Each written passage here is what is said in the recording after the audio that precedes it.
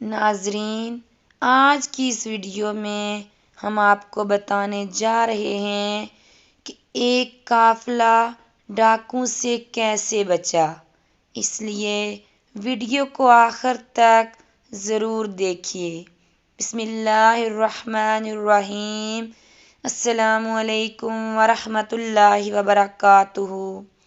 قافلے کے لٹیروں کی حفاظت۔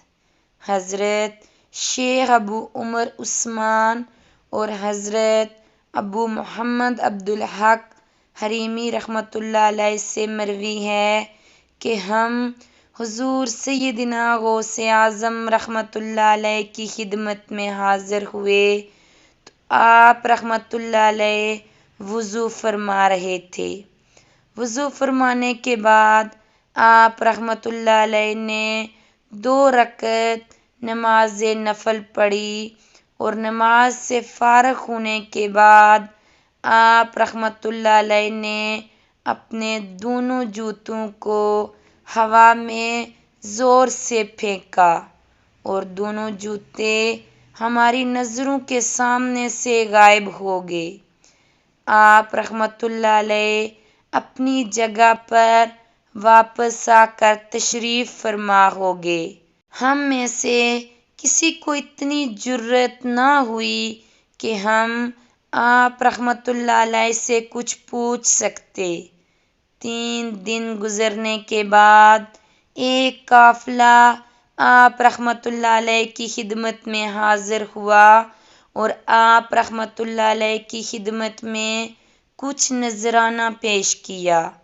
ان لوگوں کے پاس آپ رحمۃ اللہ علیہ کے دونوں جوتے موجود تھے جنہیں آپ رحمۃ اللہ علیہ نے ہوا میں اچھالا تھا۔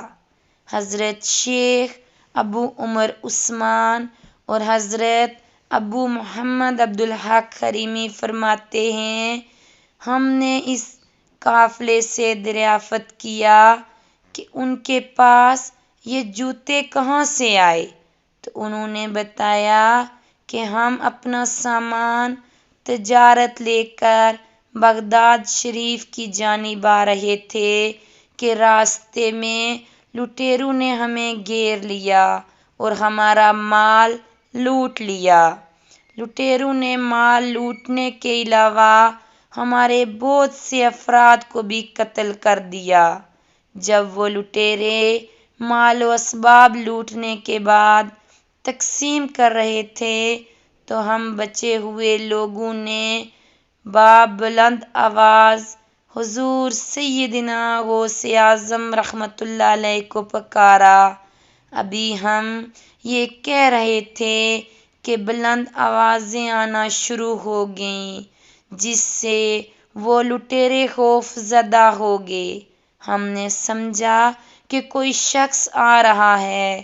اتنے میں وہ لٹیرے واپس ہمارے پاس آئے اور ہمارا مال ہمیں واپس کرتے ہوئے کہا، اپنا مال اٹھا لو۔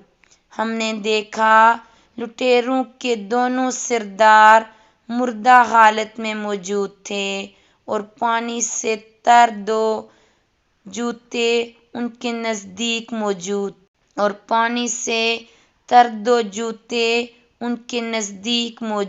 تھے۔